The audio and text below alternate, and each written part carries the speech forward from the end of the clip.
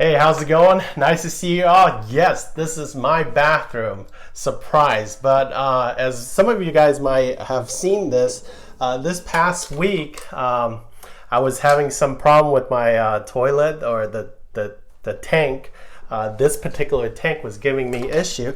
And what happened was this thing was not working properly. This is called the, what is this called? It's called the toilet fill tube, whatever the mechanism is. Basically, water will go into this tube and fill up your water tank, your toilet tank, and when it gets to a certain level, this will rise, the bubble will rise, and so this thing will rise up.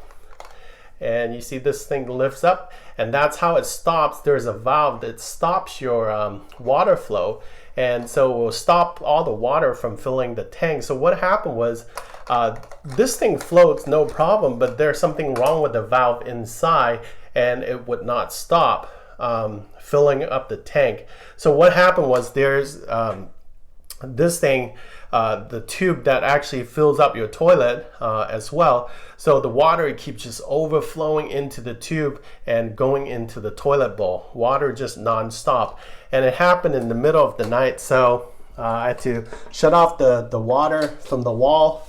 And then the next day went to Lowe's and got this and replaced it. And it's working fine now.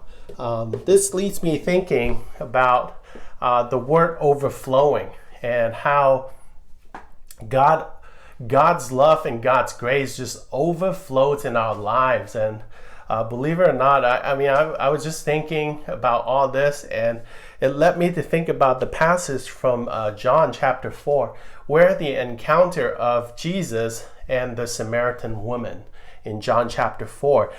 Basically, Jesus was traveling from Judea back to Galilee, and he took the straight route and went through Samaria and with his disciples. And where he went, he came to a town in Samaria called Sychar. It was about noontime, and when a Samaritan woman came to draw water, Jesus said to her, "Will you give me a drink?" And keep this in mind, Jesus was alone with this Samaritan woman because in verse 8 it says his disciples had gone into the town to buy food. And in verse 9, the Samaritan woman said to him, "You are a Jew and I am a Samaritan woman. How can you ask me for a drink?" And because Jews do not associate with Samaritans.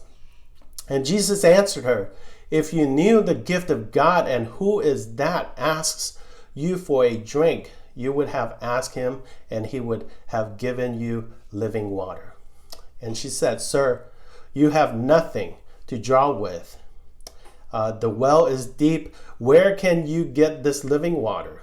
Are you greater than our father Jacob, who gave us the well and drank from it himself, as did also his sons and his flocks and his herd?" And Jesus answered, "Everyone who drinks this water will be thirsty again," referring to the water in the well, right? "But whoever drinks the water I give him will never thirst.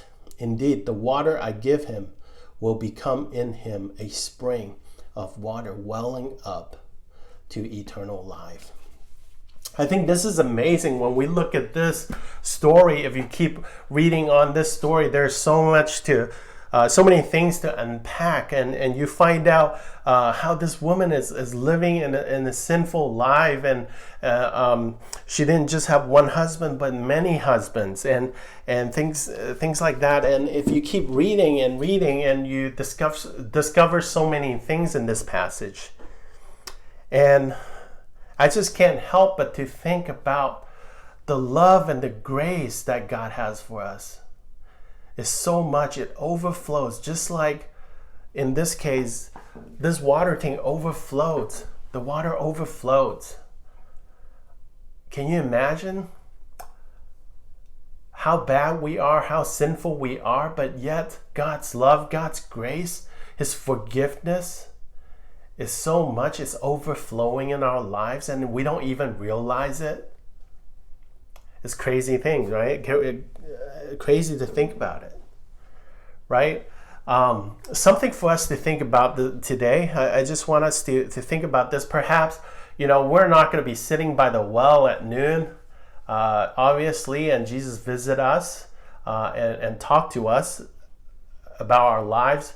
Perhaps, let's hypothetically, let's say we go to our community pool, or we're in our backyard swimming in the swimming pool, and Jesus shows up and talk to you and ask you, and talk to you, have a conversation with you. What do you think he would ask you, or what do you think he'll probably ask you? Perhaps, he might ask you, what are you doing with your life? What are you doing with your life? Right? Or would he ask you, are you satisfied with what you're doing with your life right now? Or perhaps he might ask you, are you looking for the real thing? Are you just searching for the real thing?